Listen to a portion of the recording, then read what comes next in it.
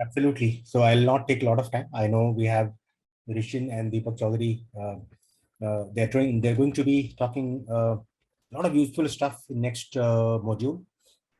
But the only thing that I would say that now after you have completed module one, you have some basic understanding of a blockchain ecosystem and the all the stack around it, right? But to be able to leverage all these stack and to be able to build something, you need to have, there are different programming languages which are used by different blockchains, right? So you must already be aware of that Ethereum-based systems, the most, most prominent language is Solidity. The other, the other language which has made become so prominent in last maybe year or so is a Rust based programming language, right? So there are several blockchains which have gone for Rust, and of course Polkadot substrate framework is also based on Rust. So our priority is to give you some real experience and fundamentals in Rust, and then take you to substrate. But what we intend to do here is to give you a very good foundation upon which you continue working, and that's like I have always been requesting all of you to put so much effort behind these classes, so that you get the maximum output, right? So you keep that in mind. And what I will also try to do along these sessions, that I'll try to bring some important concepts which are which are very very fundamental to to becoming a Web3 developer, right? So I'll be trying to cover some of them as the time permits. Or and I wish you all the best and good learning experience. Just keep one thing in mind, and that you are here to get something very very awesome, and that needs reciprocation from your side also. So all the very best, and happy learning. All right, so let me welcome our very own Mr. Rishin R. Rishin, over to you, bro. Thank you so much for joining in. Okay, thank you, Deepak. So welcome everyone to the Rust Introduction to Programming in Rust, and this is a part of the August CEP session module 2. And I've been a part of the IBC sessions in the previous, like I think the April session, and I've also worked at a tech startup named Forina. So I do have a pretty good experience in Rust, and I do also like Rust and been developing in Rust for a pretty good period of time. So today we will be discussing about Rust and what are its core features, why it is so prominent in the field of blockchain, what are the blockchain resources that use Rust. For example, you might have heard of these big names like Polkadot, Solana, and all these guys. Why are they so like allowing Rust, and why would they prefer Rust over other languages? So these are the things that we would like to discuss in today's session. And I noticed one thing that someone was asking, like, do we start from the root basics? Yeah. So we do start from the root and get into each and every fundamentals required. So even if this is your first language, it might not be a big problem, because we tend to explain more on the basic side. But anyone for whom this is the first language, please try to work more on understanding what are the program concepts and what is control flow and all these things by using Rust or any other language, so that you get the idea of what is being implemented here. Okay, I think it's clear. Now we will go to the contents. So what is Rust? Before I explain what is Rust, so literally, I think it was around 3 years before I was hearing this word Rust for the first time, and at that time, Rust was pretty much new. Like it was an old language because most people never use Rust. Okay, but it tended to be so famous in the Stack Overflow space. It was considered as the top or the best language by Stack Overflow nerds for around 4 years in consecutive row, and that is a big stuff. Now, why is it so popular? So mainly, it was popular because it brought two features into consideration, and that was speed and memory safety. Now, you can consider two languages as benchmarks in order to do this analysis. The first one could be C++, And the second one could be Python. Now, if you see, C++ is blazingly fast, and it's in the scaling. I remember in the scaling, it is considered to be as the second most fastest language after C, and Rust comes at version 3. But Rust has another coordinated feature which makes it much better than C++ in some scenarios, and that is memory safety. Okay. Whereas in case of Python, Python tends to be a lot slower, but it has got memory safety features in it because it uses garbage collector. Now, what is so special about Rust is it brings speed along with memory safety together, and that is what we require in critical softwares and programs. Okay, so these are things that you'd like to know. Is Rust was designed by Graydon Hoare. He was a part of the Mozilla team, and these are the features that makes Rust so prominent in its field. That is scalability and concurrency, and it's mainly used in low level programming for IoT applications. Okay, so it's so prominent in the fields of C++, that is low level programming, and IoT applications, back end of IoT application, and different things, because it is blazingly fast, and also it can communicate with hardware really well. And the next thing is asynchronous model that allows developers to create and run independent functions. Also, it allows multi-threading, which is also a prominent feature. Okay. Now, it is considered as one of the best language for WASM, that is WebAssembly. Now, you might have heard of WebAssembly, or if this is your first time, WebAssembly is like, just imagine you can play. Like, I don't know how many of you play PUBG or Valorant, but it's just like you can play this game in your web browser rather than downloading it in your system. Okay, now that is WebAssembly, and yeah, WebAssembly is actually a growing session, and Rust is considered as the best language for WebAssembly due to its core features. Okay, now, so this was what I was mentioning before. That is, the features of Rust includes safety, enhanced memory management without having a garbage collector. I want you to pay good attention to every point that I say, because these things would be a part of the quiz time that we will conduct in between the sessions. So make sure that you get the idea as well as listen. Okay. So safety and enhanced memory management. As I have said before, there are different approaches to memory management taken into consideration by different languages. C++ use a manual method, and Python uses garbage collector, whereas Rust uses borrow checker. We will discuss about borrow checker and all those features in the second session of Introduction to Rust Programming Language. Okay. Now, zero cost abstraction. Zero cost abstraction means uh, any process whose execution time can be reduced or neglected by imparting that cost of time into the compile time. That means you can reduce the execution time by increasing the compile time, because some things can be actually done during the compile time. Now, for us, what is important? It is execution time, right? So execution times needs to be reduced, and it is also possible with Rust. And for your kind notice that Rust is also a multi-paradigm language. Now, what is multi-paradigm language? So paradigms, you might have heard of paradigms, or this could be a new term. So try to cope up with me, because some of these terms might be literally new for you. And so paradigms could be like, there could be 3 different or 4 different multiple kinds of paradigms. The first one could be structural, second one is procedural, and then we have the object oriented. Okay. So there are other paradigms also similar to like functional, etc. So in structural, we tend to write every code. Okay, so anything you want to execute is written in the same way that you want to be executed. In procedural programming, we tend to divide the entire problem into different procedures or functions. And in case of object-oriented programming, we tend to divide the problem into different objects. Okay. Now we will discuss that these different features in Rust as well. But Rust is considered multi-paradigm, so it can be used for any of these object-oriented or procedural approach. Okay, so it can take different approaches can be allowed into Rust, similar to C++, which allows both object-oriented and procedural and structural everything. Okay. Now, reduces data compile time, provides lower level control for giving direct programming instructions, and it has got a friendlier syntax than C++, and it provides better code safety as well.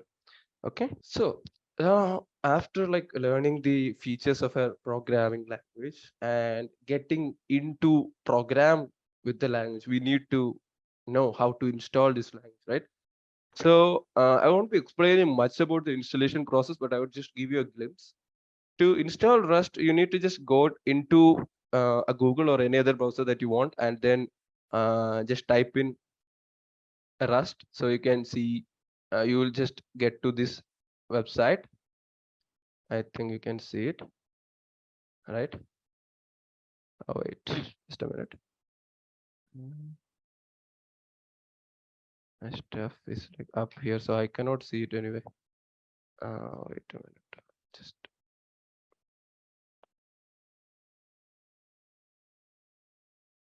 Yeah. So just go to Google and type Rust. So you would be prompted with this website that is the official website of Rust Foundation. And then you can get into getting started, and then you will have multiple options. Whether if your system is 32-bit, then you can use for 32-bit installation, or else you can install Rust using Rust up in it 64-bit for your 64-bit system, or else if you just don't want to like install Rust for this period of time, then you can also use it without installing by this methodology called as the Rust Playground. Okay. Now Rust Playground actually is an online compiler for Rust. It allows you to execute the programs without actually having a compiler in your system. As you can see the output, right? So there is an input and we can see an output. I will just delete this and just type hi. I can see the output, right? So the output changed. And that's all about the installation part, and you can install it yourself after some period of time or after the entire session is completed, and then do try out programs that we would be discussing in today's session. Okay, so more and more practice is required in order to be like proficient with the programming language itself. Okay, and yeah, so I think we have discussed. Okay, and I want, if you are actually installing Rust into your system, then please make sure that you install an IDE as well. And the preferred IDE would be VS Code. If you have heard of VS Code, then you must be using it because it's considered as the top IDE by Stack Overflow as well. So you can use any editor. It's not a problem. And the suggested one would be VS Code. You can just go to the VS Code website and install it as well. Okay.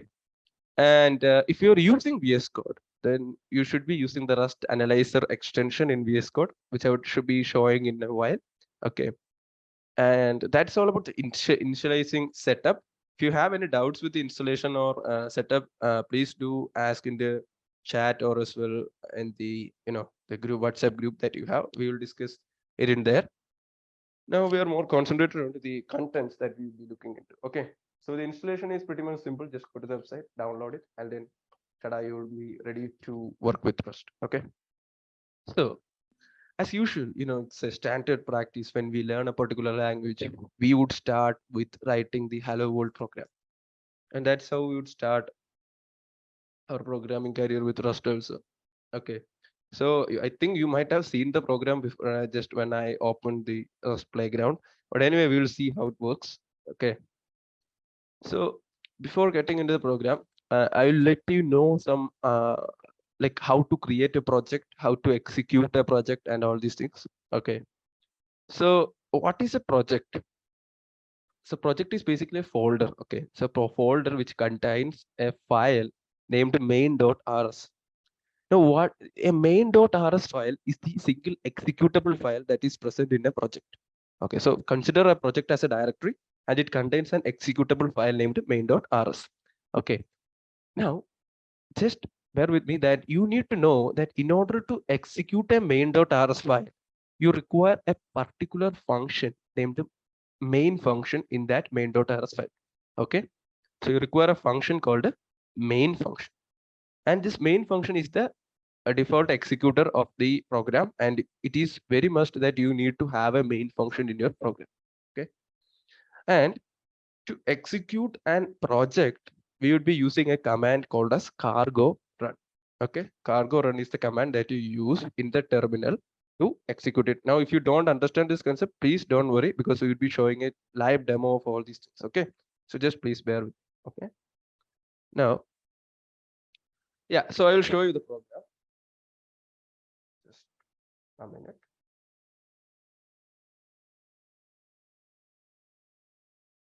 And also I need to add one thing. So I'm actually working on a GitHub project. This one is actually the local setup of the GitHub that has been shared by IBC. So I guess they will be sharing this with you so that you can have further look into the code if required after the session. And you can also contribute into the directory as well. Okay. So yeah, so you do not have to look at this commented code. I will just start showing you what happens here. So in order to run a Hello World program, the first thing that you need to do is to create a main function, because I have already told you that a main function is important. Okay. So before working with the main function, I would like to show you how to create a main.rs. So if you have used this IDE before, I would. We have I would lost ask you- your audio. Rishan. Hello, is it okay? Can you try to remove the microphone, because I think you're typing also, so it might create trouble for you. Can you hear it right now? Yeah, this is fine. Yeah. Okay, then microphones isn't required. Okay. So Yeah, guys, sure. I'm not sure if you guys have used an IDE before. So basically, using an IDE is pretty much easy.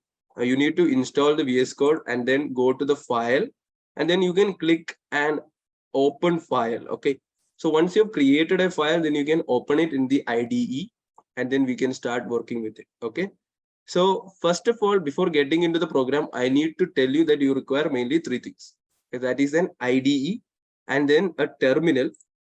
Okay, a terminal is a place where you can actually browse through your files, and also it enables you to execute your files. Okay, now I cannot go deep into like installation stuff and also explain how to get these files into VS Code and all, because there are actually a lot of videos in the internet where you can actually find methods to how to work with files using VS Code and how to work with a terminal as well. Now this is a basic Windows PowerShell which is already present in your system if you are using a Windows system, and you can also have a shell in case of Ubuntu, or you can have a terminal in case of Apple as well. So it's not an issue. You just need to get into the directory where your program is actually present. Okay. Now in VS Code, you also have an option called as Code Runner, which allows you to click this play button, this stuff above, and then you can actually execute your program as well. So there are multiple ways to execute, and all I need you to do is to create a new file and name it, give some name with an extension rs. Okay. So like say if I'm creating hello and I need to give an extension rs so that it is a Rust file. It's recognized as a Rust file. Okay. Now, yeah, that's all. I don't require that file anyway. We will see about in this program. Okay. So as I mentioned before writing any program, we need to create the main function. So I'll show you how to create a main function. So fn main. Now this fn is actually a keyword in Rust that tells the compiler that you are going to define a function. Okay, so this is a function. Function is usually represented by a word after being placed by a parenthesis. Okay, so what is a function? Function is actually a single representation for a redundant code. Okay, now we'll discuss about functions in today's session, so you don't have to worry. Just keep in your mind that you need to type fn main in order to execute a program that is being written in Rust. Okay, so in fn main, in order to print something into our standard output or into our terminal, what we do is we use a function called as println.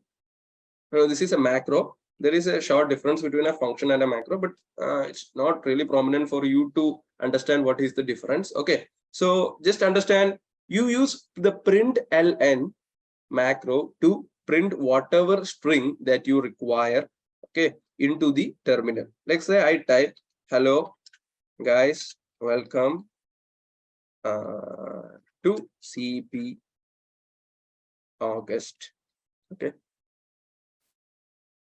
just add IBC as well. Okay, Now I have typed a code which contains 3 lines, which contains a fn main, which is a main function. And then we have a print statement. Okay. But, it should end with a semicolon. Because Rust is actually similar to C++. Its syntax is similar to C++. So we need to keep the curly braces and also the semicolons. Okay. So this is how we write a simple program in Rust in order to print anything. Okay. If you have any doubts, then please put it in the Q&A session. We would be discussing it. Okay. Well, now how to execute this particular program? You can just click the Control S to save this program, and now can come to the terminal. As you can see, this is the location where I have placed my file. Okay. So I can list all my files using the ls command, and you can see some of the files. So I want to compile a Rust file. Okay. Now to compile a Rust file, you have a command named rustc. So rustc, the name of the file. So to compile a Rust file, you'll type in rustc and then you'll type the file name. So you can write hello world. Okay. So rustc hello world.rs. Now this is compilation that is happening right now. So we have completed the compilation. Now we need to execute. Okay. So as you might know, like Rust is a compiled language. So you have 2 steps. First you compile and then we execute. Okay. It's not similar to Python where you can do both the stuff in the same step. Okay. So now we will be executing. So in order to execute any program that you have created, you will obviously create an executable file, a .exe file. So you just need to call the .exe file. Okay. And you can see that /hello world.exe. Now, when I click enter, you can see the string has been actually put or as produced as an output into the std out, and std out is the standard output, that is the terminal. Okay. So do you guys have any doubts regarding this one? So means we are calling the println macro. You can think macro similar to function, but macro have some extra benefits that will come under advanced Rust. Well, macro has some specific utilization. Like, the main thing about macro is that macro uses code expansion. So it's not similar to functions, whereas functions usually take additional time and context switching in the case of CPU utilization. Okay. Oh, you can see the output in the terminal, Mount. Okay. You can see the output in the terminal. Or you can just click the play button. It will also give you a terminal. Okay. So it won't be an issue. You can see the output in the terminal. Okay. So don't get confused with macro right now, because see, just this means something. I'll explain to you what a macro could look like in some period of time, just to understand. But just keep in mind that you use the println to print anything into the standard out. Okay. Now I think all questions are answered. Okay. So yeah, we'll go back to the slideshow. So fn main defines the main function, and the curly braces are the function body wrapper, and then the println was the print macro that was used to print the contents enclosed by the function into the screen. Screen ka matlab kya hai? Screen was the terminal. Okay.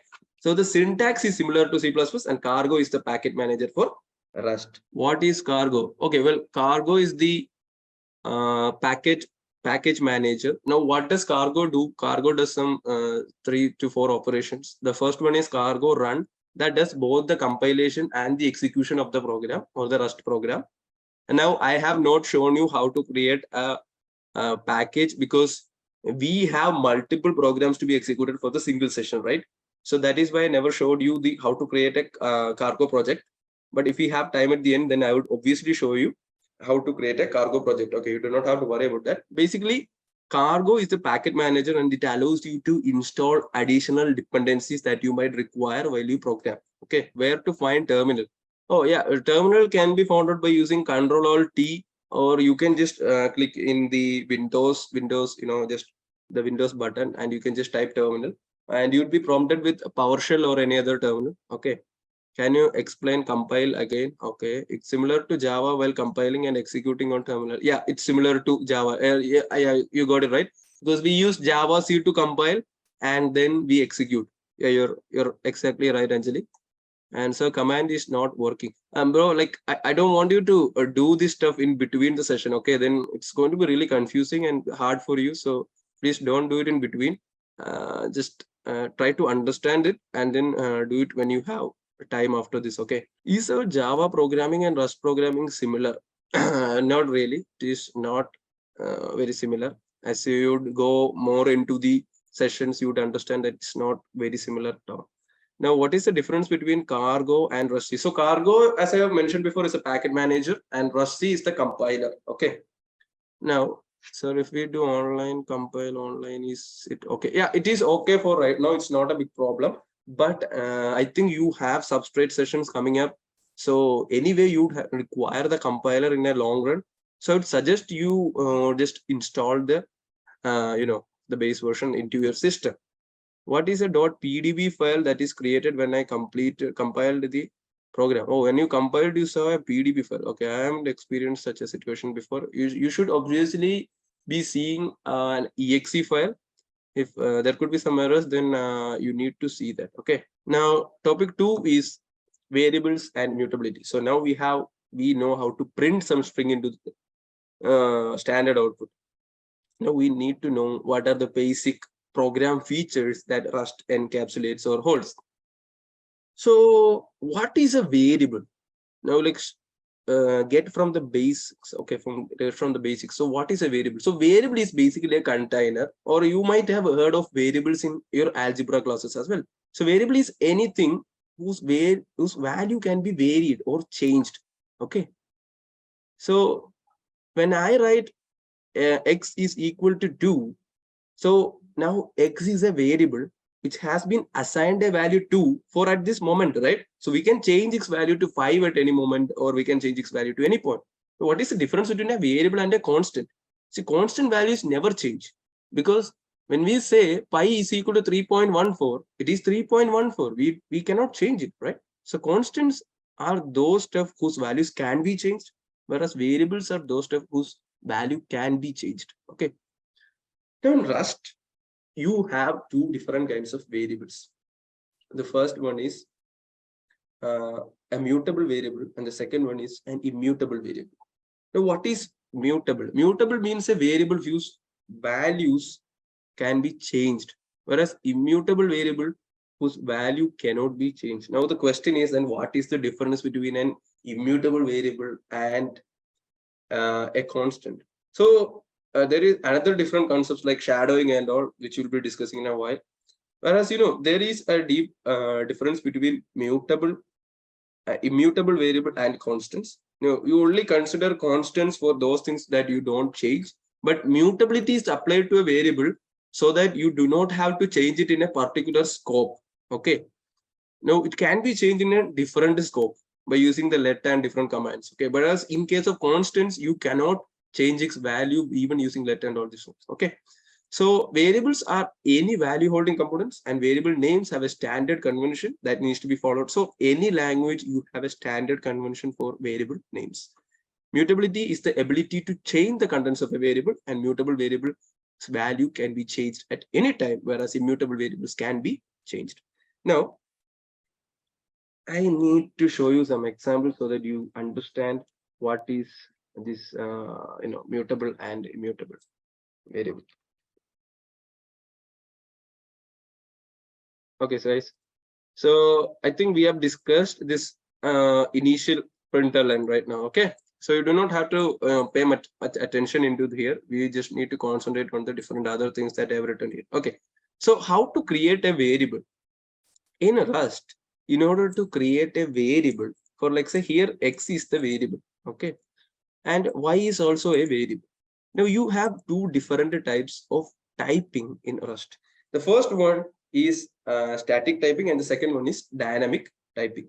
Okay, so what is static and what is dynamic typing? So when we write a variable, if we specify the data type along with the variable, then we call it a static typing. If you see the second example, that is let y is equal y I32 equal to 25. Here, what I am trying to do is I'm going to define an I32 variable. And I32 means a 32-bit integer whose value can be negative or positive. Okay, so it's from minus 2 power minus 2 power 31 to 2 power 31. Okay, and that is the range. So you can have both negative as well as positive, and that is what I32 means. So that is the signed integer. Signed integers can take both positive and negative. That's a 32-bit integer who can take the negative as well as positive values. Now you have defined the data type along with the definition of the variable. Here you have not set it. Okay. So what happens in dynamic typing? In dynamic typing, the compiler usually tends to understand what is the type of the variable. Okay, all by itself. So when you type let x equal to 32, the compiler automatically assigns a data type for x after analyzing the value that has been assigned to it. Now here 32 is assigned to x. So the compiler can by default give a data type to x during compilation time. I believe you got the topic. Okay. Now, in case of let y I32 equal to 25, we are already saying to the compiler that I am only going to define a variable whose data type is I32. That means it only belongs to a particular range of 32-bit numbers. Now, if the value exceeds that range, then you would be prompted by an error called as overflow error. Okay. So it is not advised to get into errors. So you should know what is the range in which your value is encapsulated. And that is when we define that value. Okay. I believe you got the idea. So I'll just give you an example of how to create another variable. Let z is equal to let's say hello. So this is also a different kind of assignment. Here it was an integer. Here also it was an integer, but here it is a string. Okay, and this is an and str. And you can also have different other methods like let a equal to 34.12. Now this is a float. Okay, so this variable is a float and it's a floating point. As you can see, it has got this decimal point in between the numbers. Okay, so that is a float, and you can have a string, you can have an integer, you can have different data types that we'll be discussing in the next slide. Okay, now the point is we have created different variables, right? But how to print these variables into the standard output? Okay, now you see, I have shown you how to use the println to actually print something into, print a string into the terminal. Now, how can you print a variable into the terminal? So basically, as you can see, x is, and I have used a parenthesis, right? I've used a wrapper or a parenthesis wrapper. Now, this is actually a position. Okay, this is actually a placeholder. What we call it a placeholder. So once you place a parenthesis inside a string and an enclosing parenthesis again, that means the corresponding place is filled with the variable that has been placed here. Okay, now I'll show you example and just comment this. So if you want to print ln and say x is, and just place the placeholder here, and then after coming out of the string, place a comma and type the value that you want to put at that placeholder's position. If I type 100, then what happens is, what will be printed into the screen? The stuff that you will see on the screen would be x is 100. Okay, I don't want this to be printed. Okay, now we'll execute it. Rust C, first of all, you need to compile. And you can see some error. What was the error? Yeah, so I have not added a semicolon after this one, and it's error. I will see. Now you have another error. Help had it here. Okay, I have also missed a semicolon here. Great. And now you only have a warning, so it's executed. So you do not have to worry about it. Okay. Now we only have warnings on. Don't have to worry about warning right now. Because it's unused variables. Okay, now we will execute. So /hello world.exe. You can see x is 100. So the placeholder will print anything that is placed after the string in the println function. Now let's see 100 plus 20, 100 plus 20 is equal to, what do you want to print? You want to actually print 100 plus 20, right? So just type 100 plus 20. Now what happens is 100 plus 20 will be placed at this particular location. Okay, let's see that. And I'm compiling and then I am executing. So I can say 100 plus 20 equal to 120. So it's a placeholder. Any value that you place against a placeholder will be filled. I think that is also clear. Now, as you can see, the corresponding value of X here was 32 and the value of Y was 25. So this program should print that X is 32 and Y is 25. As you can see, the output is the right one. Okay. So this is what we call as a variable. Okay. This is what we call as a variable. Now, you can see I have placed another keyword with it, that is let mute z equal to 34. Now, what is this mute? Mute means I can change the value of z at any point of time. Okay. Now, let's say we'll consider an example. Okay, we'll consider an example. Let's say I'm going to create an fn and I'm going to create like let x equal to 32. And I'm going to reassign this x to 25. Okay. And then I'm going to print ln my x is starting the x. Okay. We will execute. We'll see what happens. Okay, now as you can see, x is 32 and y is 25. Wait, what happened? No. Wait, I didn't compile. Yeah, x is 32 and y is 25. What? Wait, hello. I think it does not yet compile. Control S. X is 32.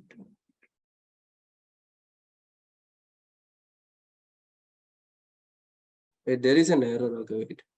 Yeah, this is what I have to show you, that this error is like cannot assign twice to an immutable variable x. So now when you define a variable, it is by default an immutable variable. That means you cannot change its value or you cannot reassign its value.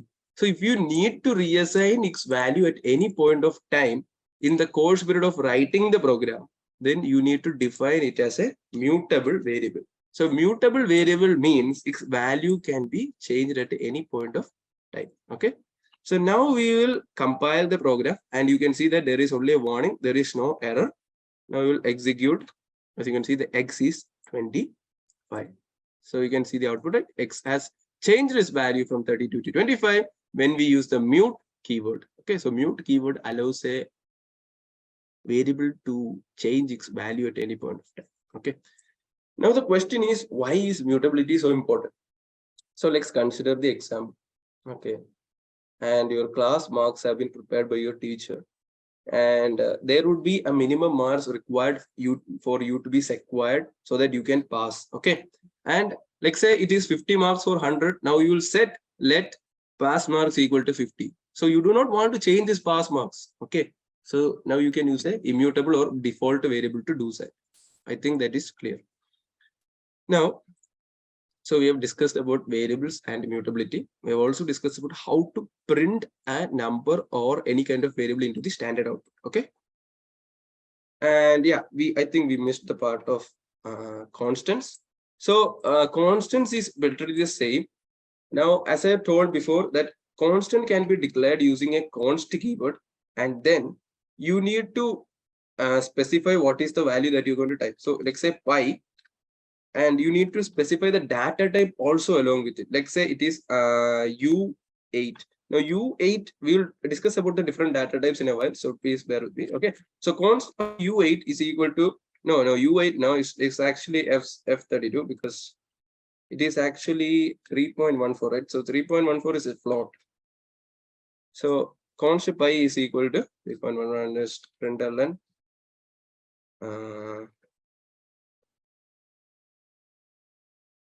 Is Let's say pi.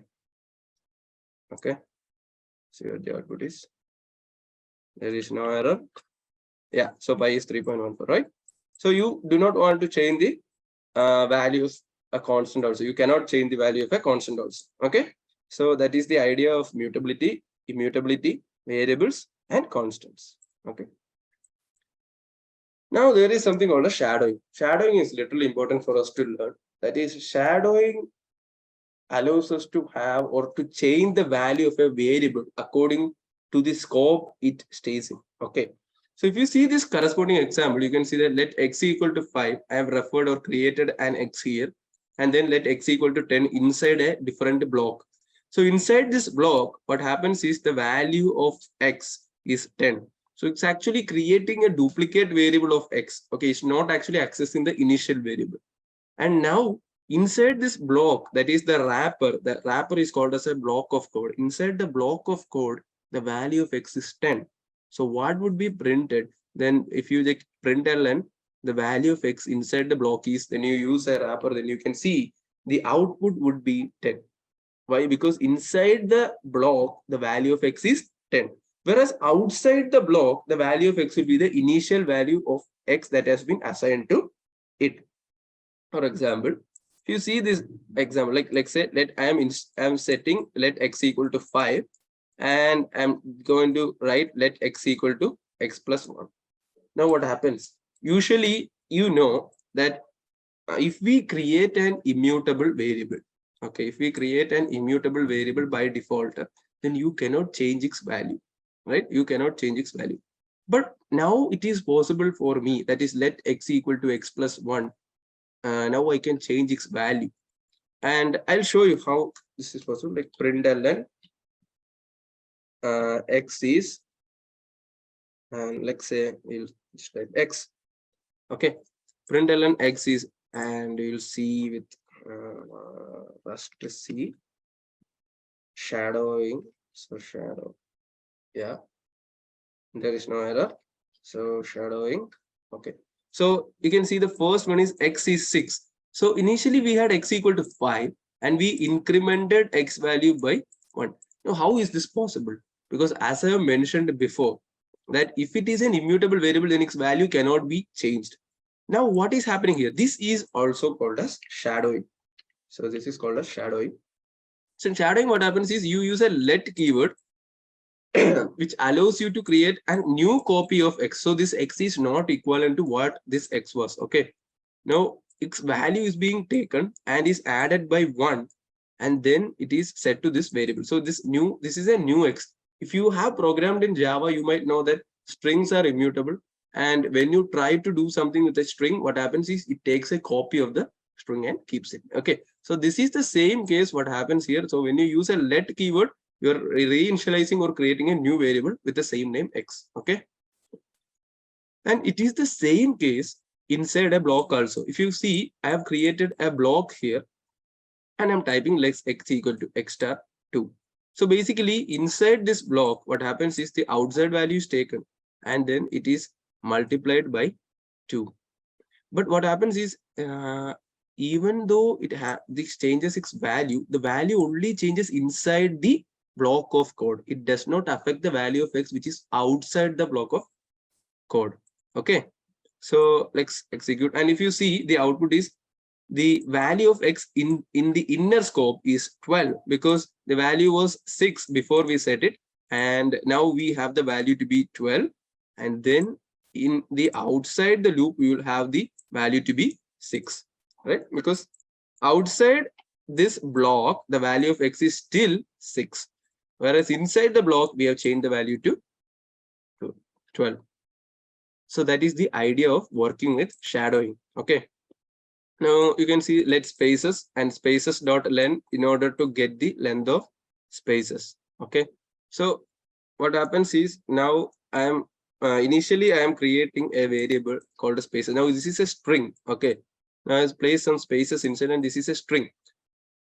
Now I need to set this spaces equivalent to the length of this string. Okay. So I'm using the len function to get the length of the spaces string. Now it will return me the number of spaces that has been present in the string. Now I'm going to assign that value to spaces itself. It wouldn't have been possible if I have never used the let keyword before the spaces. Okay. If I did not use the let keyword before the spaces, then I cannot assign a different value to an immutable variable by default. Okay. I think you got the topic, and we will see the chat or Q&A if anyone has a doubt. Chat if you understand. No. So question and answer, sir, as like in Java, if you use println, then it print the subject inside the println and goes to the next line. And yeah, it's similar to what you have said. Okay, it just prints the line and then it goes to the next line. Yeah, where does y came from in immutable example? So y is the next variable that we have defined. Okay. Now, can we simply println pi? No, you cannot do that. Okay, you require a placeholder. You cannot do it in the same way that you do it in Python, whereas you can just directly place the variables inside. Okay, is it like a global scope and a block scope in JavaScript? Yeah, it is. Like the global scope and block scope idea is like it is present throughout all the languages. So you're right. And can you give notes on every class? I think you can get some reference material that we'll be discussing about at the end of the session. Let be used for other data types too. Yeah, you can use let for any data type. Okay, let can be used for any data type. What is the use of shadowing technique in the Rust? As I have said before, you can use the same variable name to assign different values. Okay, and is it same as JavaScript? JavaScript has got somewhat differences in not only for let, it has got different kinds of like var, and you can have different settings or definitions for a variable. Okay, so it's not that similar to JavaScript. And yeah, now why we put this in the bracket? Why we put this? Huh? Okay, that question is why we put these bracket. I don't get it. No, it means by using let command we can shadow a unmutable variable and need not define mute. Yeah, you can do it. And what does spaces do? Spaces was just an example to show you that shadowing. Okay. Now, can we use var for declaring variable? No, you cannot. Please repeat the question. Can we assign another data type to the pre-installed data type? Can we assign another data type to the pre-installed, pre-initialized data type? Oh, yeah, you can. In dynamic typing, you can do it. That is something that I have shown right now. You have changed the data type also. Okay, and you can also change the data type using a function called parse. We'll discuss about it. I think there is a lot of questions, so we will discuss some. Okay, curly bracket. Why we put the curly bracket? So the curly bracket was in order to show the block. Okay, so that is a initial. See, the entire code is put in the fn main, right? So that is the global scope or the main block. Now we can have some sub blocks inside the main block by specifying the curly bracket. So anything that you write inside a curly bracket is actually a subscope. Okay, so it is actually a sub block of the main block. Okay, I think you got it. Is let immutable or constant? Okay, yeah, so I think we have discussed that, and now we'll go to the next thing is data types. So while I was declaring some variables, you might have noticed that I have set some values called u32, i32, and I also said that there is something called a string. So data types usually specify what kind of values can be passed into a variable, right? So only a certain type of variable, so like a variable could be only passed with certain type of data. For example, a particular variable, like say let x, only allows you to take the different integer values. Then you can specify i32 or i8 or something like that. So you cannot pass a string into that variable. Okay, so when we specify a data type using static typing, okay, when you use a static typing, then you specify the data type, and means you cannot change the data type. So once you said let x equal to like x i32 equal to 5, then you cannot pass a float into the x value. Okay, it is not possible until and unless you use a parse function, which is an exception that you will discuss later. Now, data held by a variable could be of some standard type, and data type is very important as it kind of determines what kind of data shall be accepted by the variable and what should be rejected. Okay. Now, we will see that there are two different kinds of data types. Sorry, scalar types and compound types. Now scalar types means it only takes a single value. Okay, can only take a single value. If you see that the unsigned and signed, unsigned means it only allows positive numbers. Signed means it allows both positive and negative numbers. Okay.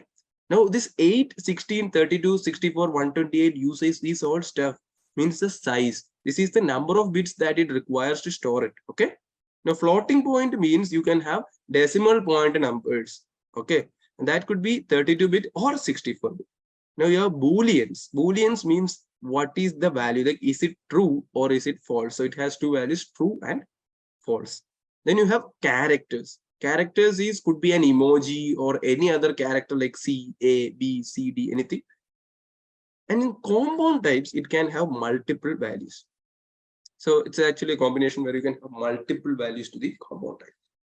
And you see, compound type is tuples and arrays. Most of you might have heard of the like data type arrays. Arrays is actually a list of numbers or list of particular strings. Okay, it's like 1, 2, 3, 4, 5 is actually a list of numbers from range 1 to 5, right?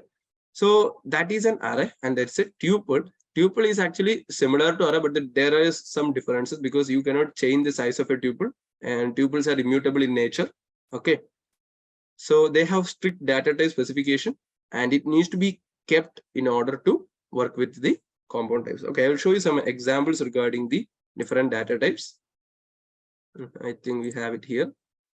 So we have discussed initially about the scalar type, which only takes single value, and the single value example could be let XU8 is equal to 4, let XI8 is equal to -21. So as you can see the difference, the 4 here is actually a positive value, and this U8 means unsigned, only positive values are possible. So if I try to assign -100 in the X value position, then it would show an error. Okay, so I'm not going to like execute and show the error. Okay, you just need to know that when you are assigning a particular, like say at X is only going to take U8, then it can only take U8. Okay, so you cannot like put -100. You can try it yourself by placing a data type U8 and then trying to pass a negative number. It is not possible. And if you try to do it Y, Y can take any value between this negative to positive of 8-bit numbers. 8-bit numbers means 2 power 8. Now, X equal to 2.0 is actually dynamically taking the F64 by default, and then F32 is actually floating point number definition. Okay. Now let sum equal to 5 plus 10. So now we are showing some operations. I think you must have, like, you can easily understand all these operations. They does not require much explanation because it's just addition. So let sum is equal to 5 plus 10. We'll have the value of sum being set to the sum of the expression, that is 5 plus 10. And that is sum will be having a value 15. The difference will be having a value 95.5 minus 4.3. I think the answer is 91.2.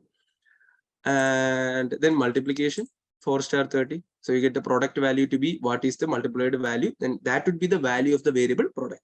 Okay. And quotient, you can do it by 56. This is a direct division.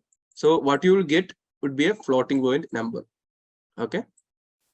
And reminder, this is the reminder symbol. Okay. And this is the division symbol, which will return you the quotient, and this will return you the remainder. Okay. So the percentage symbol in any language will give you the remainder. And T is equal to true. This is the Boolean data type. So these variables contain only 2 different types of data type. That is not only 2 different kinds of data. That is either it is true or it is false. Okay. Now this is a character. Character is any, like, a single character. And you can see this is also a single character, and you can also use an emoji as a character. Okay. So Rust allows you to use an emoji as a character, and you can also print it into the screen. So that was a character. Now an emoji is also a character because these are all like encoded in UTF-8. So it's all possible for you to use as a character. Now we talked about the compound types, which can take multiple values of same data type or different data type. Now, as I've specified before, a tuple allows you to have a list of different variables. Okay, a list of different variables, but once set, you cannot change its value. So you cannot access its value and then change its value. Okay. So you can access its value, but you cannot change its value because they are immutable by definition. Now, you can this is the static way of setting the tuple. That is, you let tup and then you specify the data type. Now, why is it being specified like this? So, as I have said before, tuples are usually represented using this brackets. Okay, so it's usually, as you can see, the first number is an integer, next one is a float, and again we have an integer. So the data type for this variable that I would specify is, after placing this colon, I can just type what is the initial number that I want to take is of a type I32. So I can include positive and negative numbers. Now I want a floating point number. So like say F64 is my second data type that I want to place. And for the third data type, I only want a positive number. Then I can place U8, right? So now this tuple allows you to take 3 different values only, and those 3 different values should be of the data type, the initial one being I32, the second one being F64, and the third one being U8 in that order itself. Okay, so the ordering is important, the data type at each portion is important, and tuples are by default immutable. That means you cannot change its size, that is, they cannot grow or shrink its size. Now, let x, y, z equal to 2, then that means what happens? This is called as destructuring. Destructuring means you have created a tuple. Now you're just using let x, y, z equal to tuple. Now what happens is the positional arguments get passed into x, y, z rightly. So x would get the value 500, y would get the value 6.4, and z would get the value 1. Because the positions are matched. Okay, the positions are matched. And if you want to print it, you can use the println y is this function. And yeah, so you can access each of its contents using this. Tup.0 will allow you to access 500. Tup.1 will allow you to access 6.4, and tup.2 will allow you to access 1. Okay, so I will show you an example regarding the tuples because it might be important for you to understand what is tuples. And yeah, because tuples are being used in different areas, and the main area being to specify the image processing tools. Okay, that means you specify the RGB values that are present at each pixel in your system. So these RGB values are actually specified using the tuples. So the first value for the, like say, let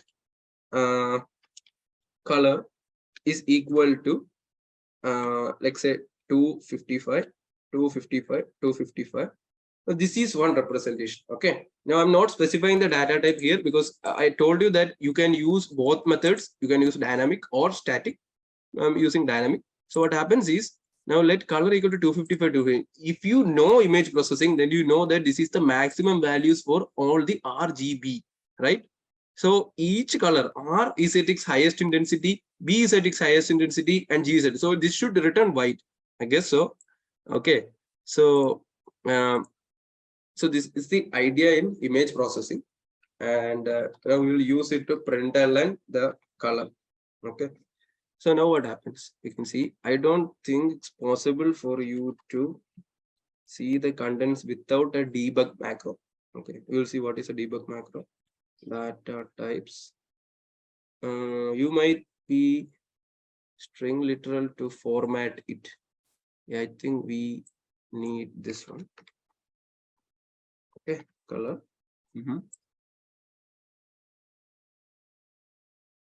Yeah, so now they cannot be of the formatted with the default formatter. Yeah, so that is where we will use the debug format. Now I wanted to show you that you cannot display an array or a tuple by using the normal formatter. So you want this debug formatter to be added along with the normal formatter to display the types.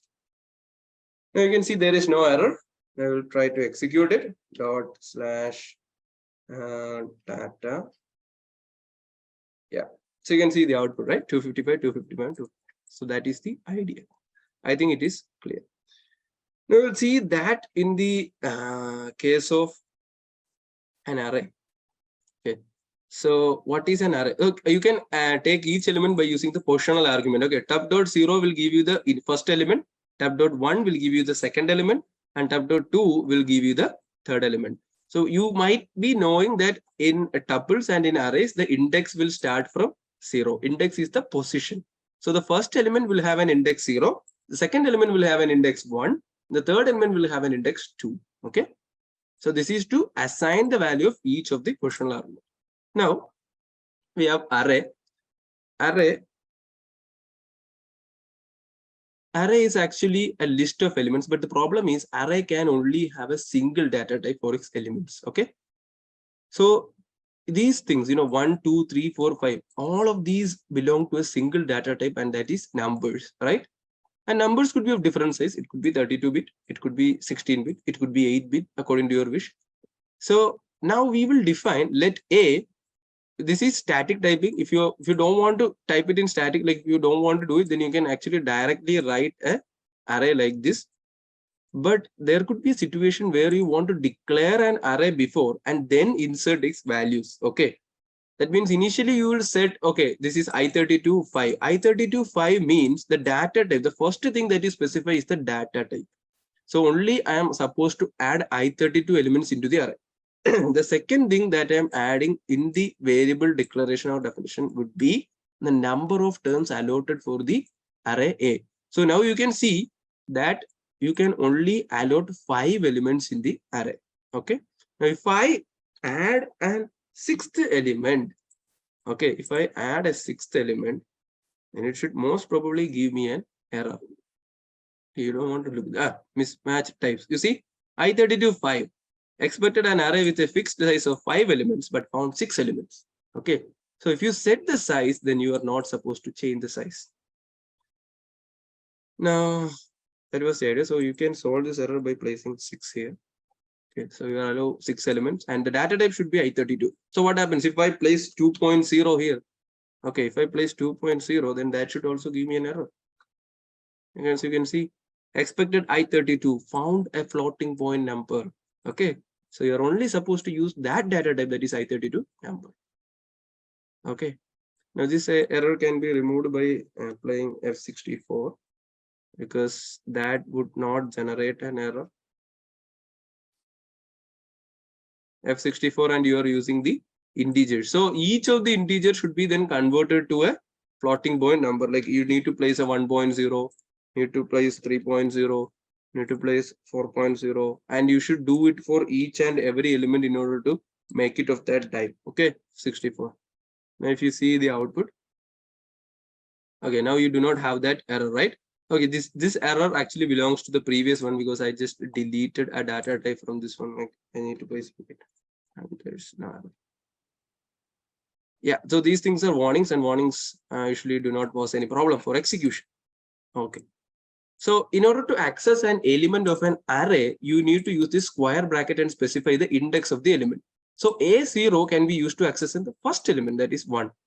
And A1 can be used to access the second element, and that is 2. Okay.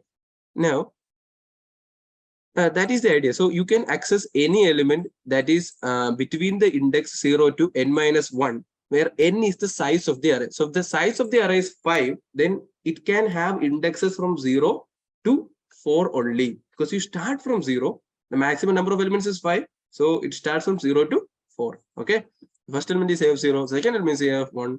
Now, to initialize an array with all the same value, then you can use this methodology. So that if you specify 0, 10 as the value of an array A, and what happens is the number of elements in this array would be 10, and each and every element would be initially set it to 0. Okay, so I will show you the example.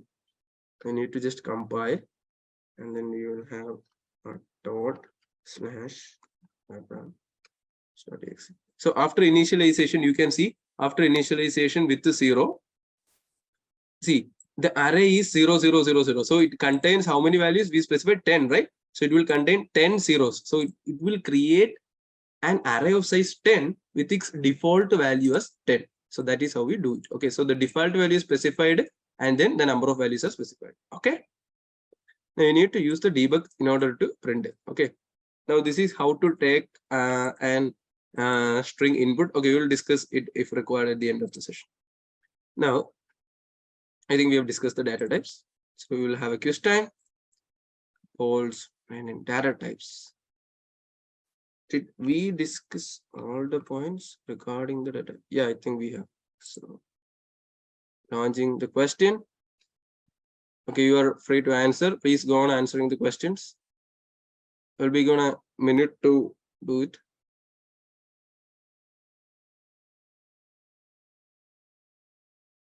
And we have a Q&A. How we use type to identify the data type in Python, sir. You use Python, sir, and how we can use. Oh, we have a function to do that. And then, sir, please slow. Okay, I'll try to slow. Well, we have some time constraints. So anyway, I'll try to slow myself. So tell the command for compile and execute. So for compile, you have the Rust C, and for execute, you will have to just call the / with the executable file. Okay. Now, if you are creating a project, then you can just do cargo run to do both of this stuff. Okay. And I think Deepak is typing answer to this question. How to run Rust? You just need to type the executable file. Now, I think the time is over. So I think we can close the polls. So the minute has been completed. Okay. So I'll show you the results. So the answer was VEC and 67% got it right. Yeah, it's great. It's good. Which of the following is not a scalar data type? So you're paying attention. Nice. And yeah, so we'll close this.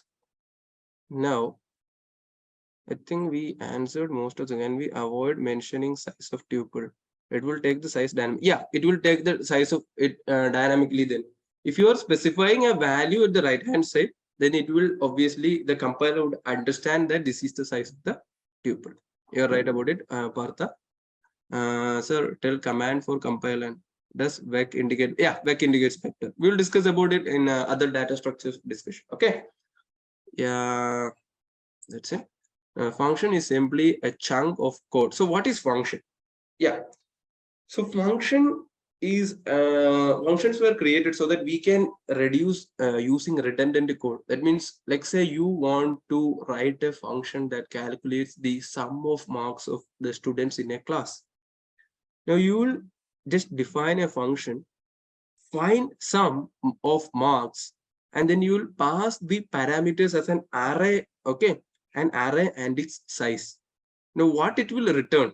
It will return the sum of every element in the array. So let's say you are in a class and you are a teacher in a class and you want to find the sum of marks obtained in the subject of physics for all of your students. So she will pass an array which contains marks starting from roll number 1 to 50.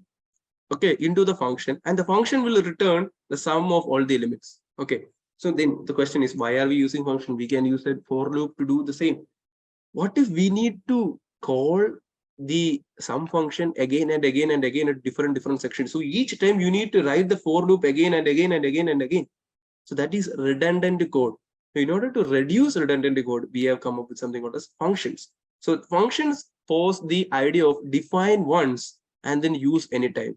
Okay, so define once and then you can use it any number of times. Okay, now this makes your code look clean, easier to write, and also to easy to debug. So when you divide a problem into different functions, you can actually locate where the bug is actually present and then just work on that function only. So if you're working on a large based project, which you will be, you need to first divide the problem into many subproblems, create a function for each of the subproblem, solve each subproblem, and then that is how you will be solving the entire problem.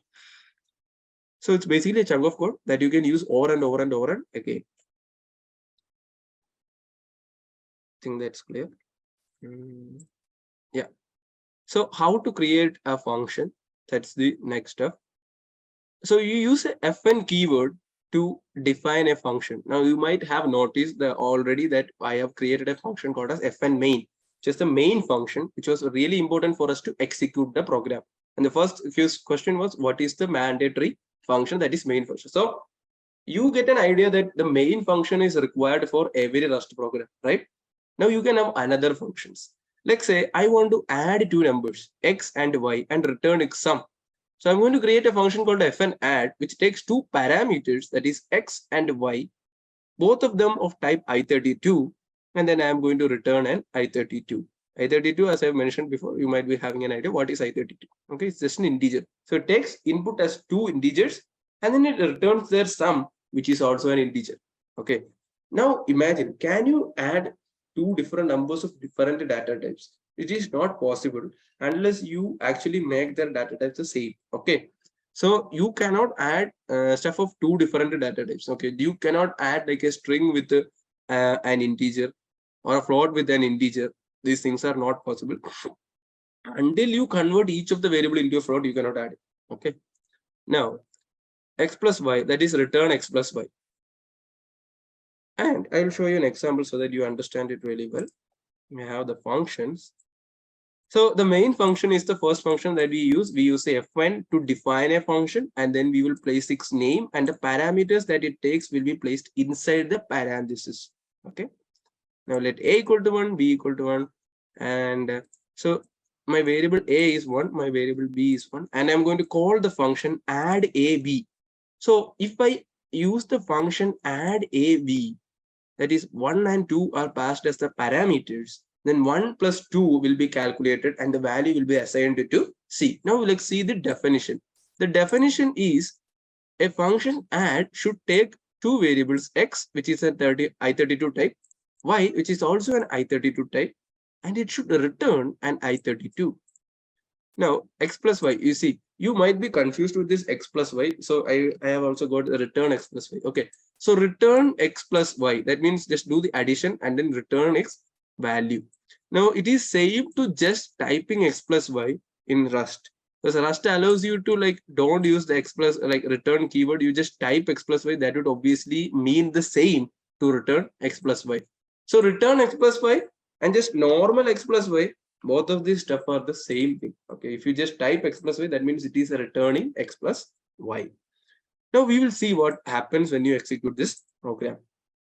So let's come here to the and let's say Rust C. Type the file name. The file name is functions.rs. So we're compiling. We do not have any compile errors. Now we are ready to execute. Somebody asked how to execute. So you type / and then your file name would be obviously function.exe. This is the case of Windows. You might have different scenarios for Linux and Macintosh, etc. So you can see C equal to 3. So what happens? A is a variable that is set to 1. B is a variable that is set to 2. Now we are going to pass A and B to the function add, so that now C gets assigned by the value the sum of A and B. Okay, I think the idea is clear. Now functions are really important. Functions are those things that you would require to be like using all throughout your sessions, and even if you are working with Rust for a long period of time or any programming language, you need to understand what a function is, what does a function do, etc., etc. Okay. Now I think you understood what. Now the next important thing is, this is very, very important for you to understand. So Rust is not a interpreted language, it's a compiled language, and it has also got an intelligent compiler with a really nice debugging system. So it actually can show you the errors and the description why that error is occurring and the possible solutions that you can come up with in order to solve the error. Okay. So Rust doesn't care where you define the function, only that they are defined in somewhere in the scope segment. Now I will explain what that is. So if you have usually used different languages like C or Python, then you might be knowing that if you want to call a function like say add AB, then you need to define the function before calling the function, right? So if like I need to always place the definition before calling the function. So before calling the add function, I need to define it. But in Rust, you can define it before the main function or even after the main function. It is not a problem because the compiler can understand that you have declared a function at some point of time. Okay. So I cannot show you a good example. Like I need to actually show a C, or a C or a Python in order to show the difference, so that you know that it needs to be. See, in C, we used to declare or we used to define all the functions before writing the main function, because you cannot call until they are defined before the main function itself. Whereas in Rust, the position of the function definition does not matter. It is just mandatory that it needs to be defined. So if you're calling C equal to add AB, then you must have a definition for the add function. But it does not impart the strictness that it needs to be defined before the main function all by itself. Okay, I think you got the idea. Even if I put the add function below the main function, it will still work without any error. You can see it, right? But if you were trying to put this add function below the main function in C, I don't know how many of you have tried C, but if you have used C, then you know that if you did not place the add function before the main function, it would obviously show an error. Okay, so that's the idea of function definition, because Rust doesn't care where you define. It just mean that you need to define.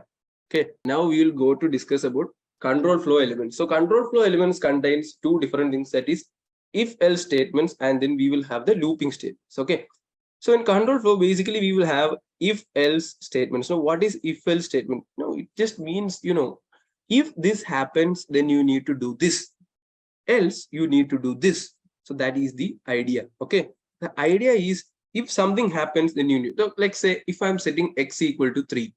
Okay, now what happens if x less than 2, then println x is less than 2. So if I set x equal to 3, then the first if x less than 2 will not be executing. Why? It will be executing, but it will actually return a false. Why? Because x is not less than 2, because 3 is not less than 2. Whereas if x equal to 2, then else if x equal to 2, then println this is equal to 2. That means it will be printed if and only if x equal to 2, but my x is 3. So what will be really printed into the screen? What will be really println x is greater than 2 will be printed into the screen. I'll show you an example. I think that is self-explanatory. That example itself, but we will see what is happening. Okay, so if I said this is 3, and if number less than 5, println the condition was true. So initially, 3 is less than 5. So this will be printed into the screen. But if I change the value of this to some other value, like say 10, then it is actually not less than 5. So the else part will be executed. Okay, and in this case, let number equal to 6. So 6% 4. That means the remainder when divided by 4, if it is 0, then it will be divisible by this and this. And I think you can understand all these things, right? Number percentage 3 equal to 0, percentage 3, because when you divide it by 3, you should get remainder as 0. Now, if you divide it by 2, you should have remainder of 2. So this is else if. Else if means the first condition, if it is not executing, then you can have the else if condition to be executed.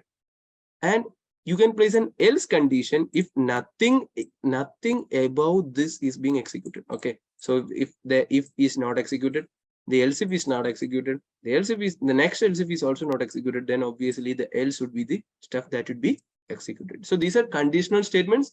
It checks whether a condition is true or not, and then only it does according to what the condition is. Okay, if the condition is true, then it will do this. The condition is false, then it will do this. Okay, I think you've got an idea. Now, yeah, so this is condition equal to true. Then if condition 5, else 6. Okay, so these are different examples of how you work with the stuff. Now, I just want to show a simple example, although it is clear from the sessions. Okay, like I just fn main. Let's create this. Let x equal to 3. The idea is so simple. I'm just going to show it one more time. So if x is less than 5, then you can just println x is less than 5. Elif or like else if x is, I think we use else if, right? Here we use else if, and there are different languages. In Python you use elif. So else if x is less than 10, then I can like println my x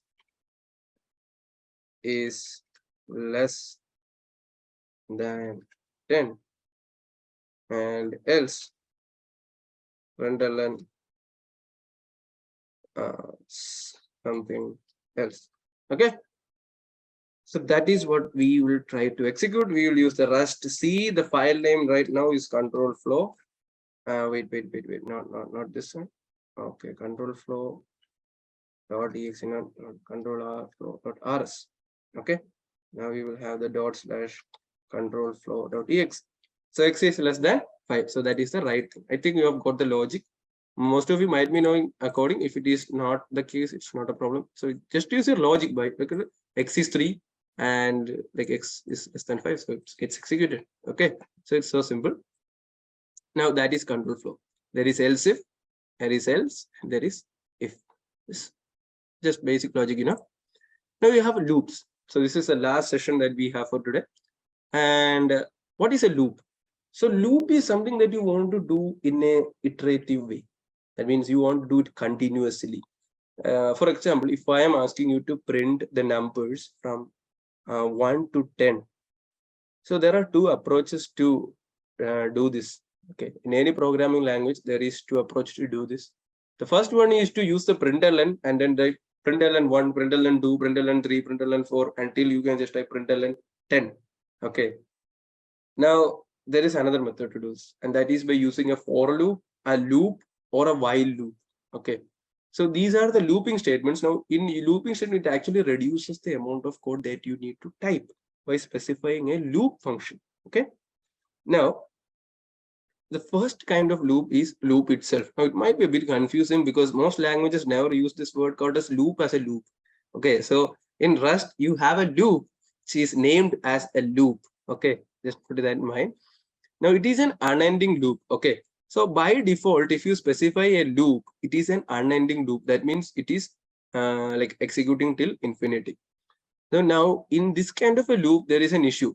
You know, unending loops are a bit riskier because it tends to execute till your memory is over. Okay, so you don't want such scenarios to happen. So what you do is you specify an if condition inside so that you can break the code.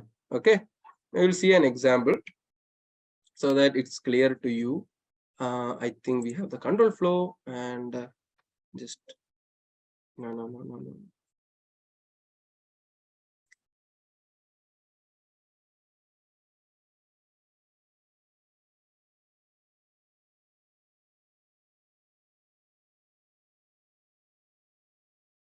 Yeah.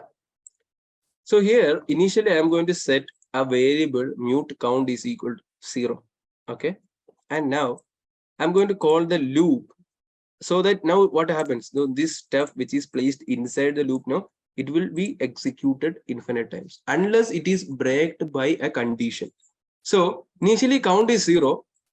It enters the loop and it checks, okay, is count less than 5? So 0 is less than 5. So it will print ln hello, right? And then count will be incremented by 1. So my current value of count will be 1.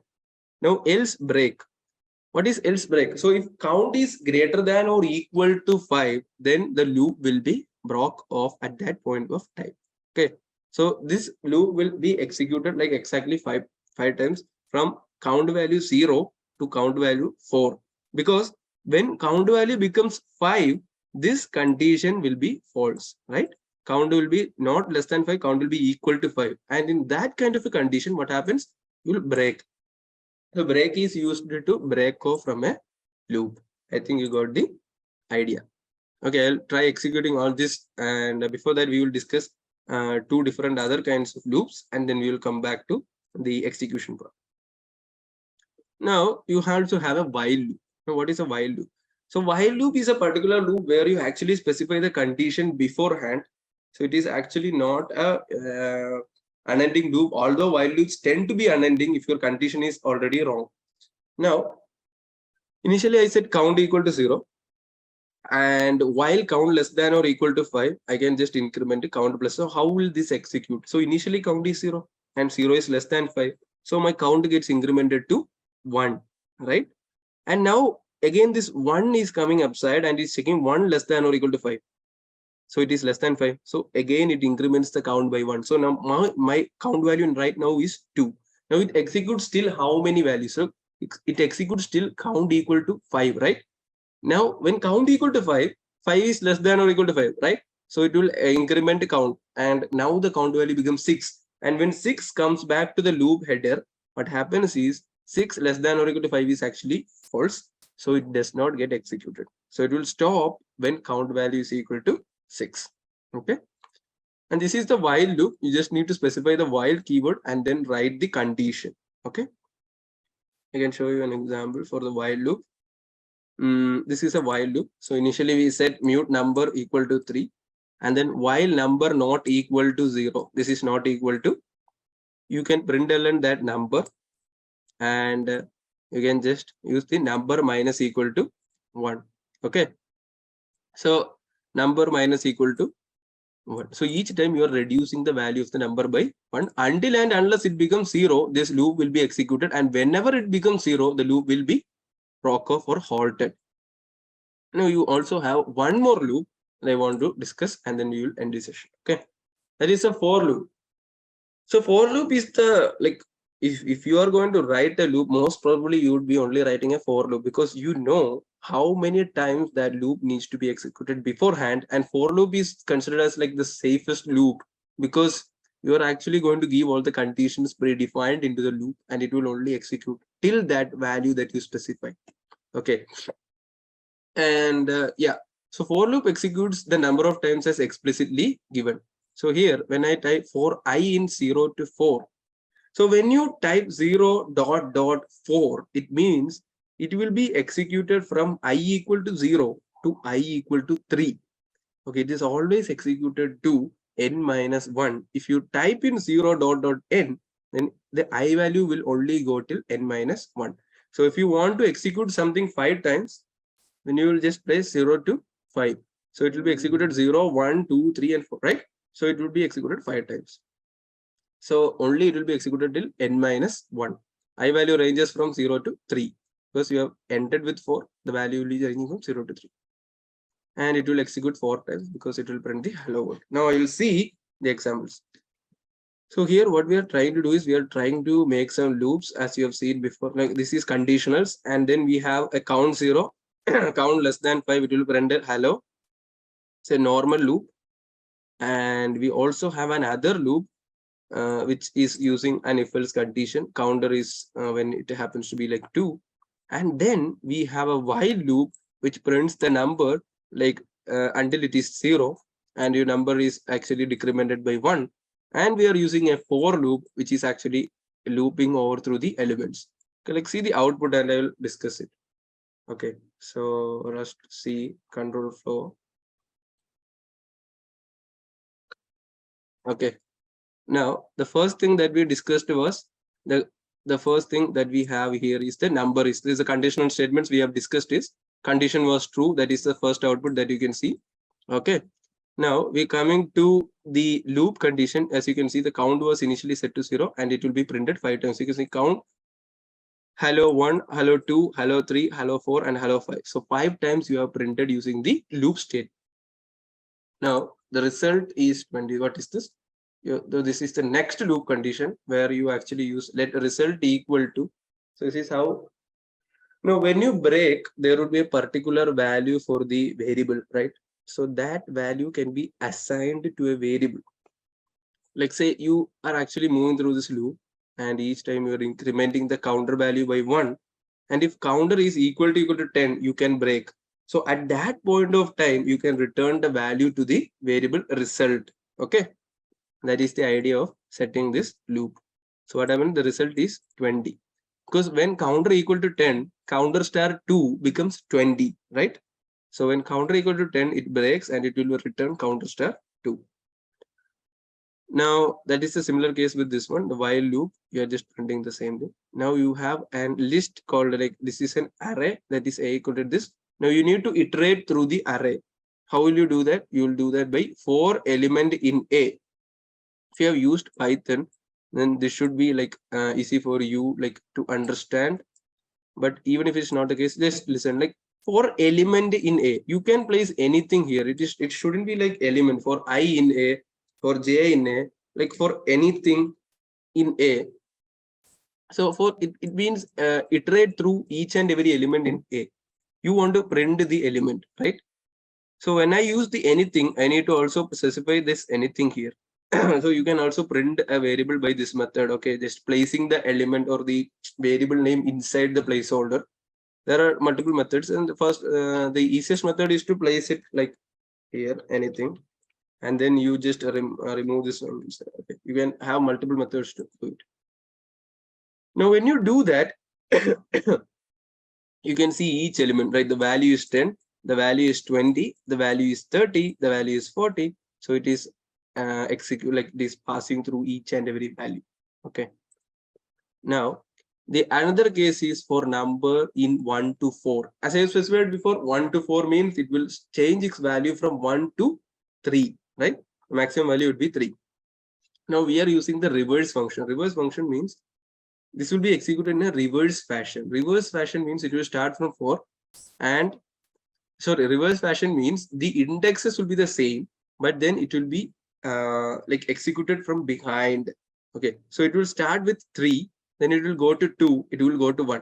As I've said before, 1 to 4 will only contain the indices 1, 2, and 3 because it does not contain 4. We can only have n minus 1. Now, it is used to we have used the reverse function. Reverse function means you need to actually execute them from the back. So it's not like 1, 2, 3, it's like 3, 2, 1. So we are coming behind, and that is what we do. That is println 3 factorial, 2 factorial, 1 factorial. So that is the idea of the for loop. Where we using Rust? See, the answer is right in front of you. So you are attending this course, and obviously we are using Rust in blockchain a lot. Solana is using Rust in blockchain, and Polkadot is using Rust in blockchain.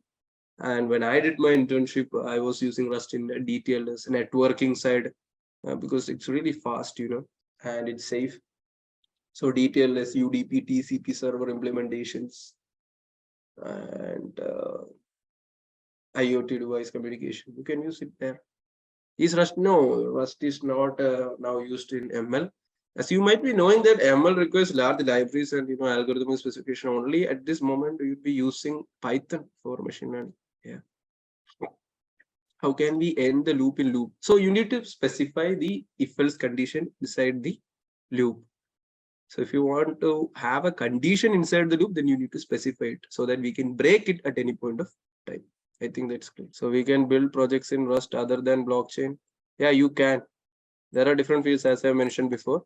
Put our links in chat. Is Rust also used by high frequency trading companies?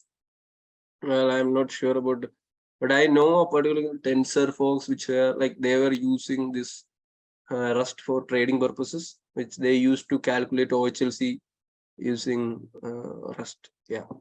So I don't know how many companies are using it, but yeah, there are some companies they are using for trading. I understand about Rust, how to compile and execution because of you. So thank you. Okay, welcome.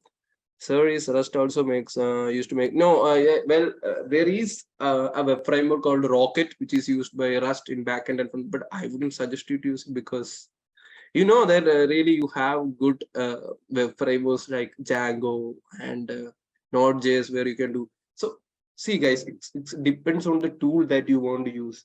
So it depends on the purpose. So if you want to use a tool to do so, you don't use a screwdriver instead of a spanner, and you don't use a spanner instead of a screwdriver, right? So Rust has got its implications on different scenarios. I think it would be best or better for you to use it there rather than in web development and other fields because it's growing in the web development and other fields. So it's better to use it in what we are currently using it, and most probably it will grow in the long term, right? So it's not a problem. But I think some of you might have missed that the quiz has already begun. It starts at 8 p.m. The links are there on the platform. Let me just share with you the platform link. So what you can do is you can just go and yeah, so here's the link. Let me put it in the chat box.